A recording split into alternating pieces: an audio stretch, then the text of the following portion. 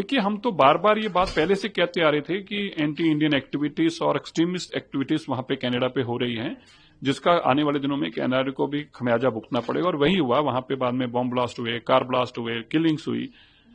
और अब जब से वहां की सरकार बदली है और नई सरकार बनी है, मार्क कार्नी जो है प्रधानमंत्री, उन्होंने इस बात को एडमिट किया है ऑनेस्टली कि ये हो रहा था।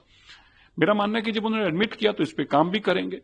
और प्रधानमंत्री मोदी जी, हमारी भारत की सरकार ने बार बार वहां पे उनको डोजियर दिए थे और इन लोगों की एक्टिविटी के बारे में जानकारी दी थी। और हैरानगी की बात यह है कि जो सिद्धू मूसेवाले की किलिंग हुई, वहां के गोल्डी बराड़ ने बकायदा वीडियो डालकर बकायदा टीवी इंटरव्यूज दिया और कहा कि मैंने मरवाया उसको। इन स्पाइट ऑफ दैट उसको प्रोटेक्शन मिली रही और उस पर कोई कार्रवाई नहीं होती थी।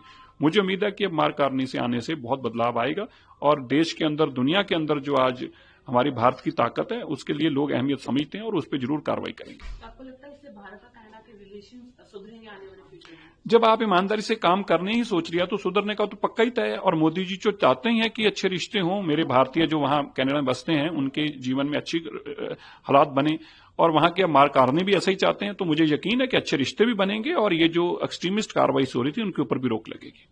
इस साल इमरजेंसी के 50 साल पूरे हो रहे हैं, निर्णय लिया गया कि संविधान हत्या दिवस मनाया जाएगा, लेकिन ममता बनर्जी का कहना है कि ये गलत है डिसीजन, हम संविधान हमारे डेमोक्रेसी का प्रिंसिपल बना सकते हैं।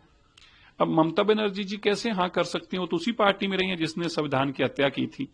हत्यारे संविधान करने वालों के साथ इतने साल रहने के बाद स्वाभाविक तौर पर उनका उनके साथ उस तरह का लगाव होना स्वाभाविक है।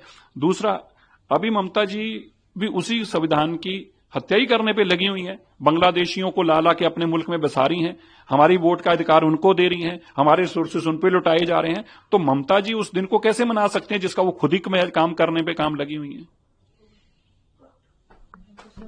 क्या तैयारियां हो गई, कितने अप्रूवल्स आ चुके हैं? देखिए, लगभग सारे अप्रूवल मिल चुके हैं। कंडीशनल है, जैसे हमें परमिशन डीजी से मिलेगी, हमने बस उनको इंटीमेट करना है। एक आईएमडी से एक और परमिशन है, वो 6 घंटे पहले हमें बताएंगे कि किस रूट पर कर सकते हैं, कहां कर सकते हैं। तो मुझे लगता है कि बाय एंड लार्ज अगर हम बात करें तो हमारी 90% परमिशन आ चुकी हैं।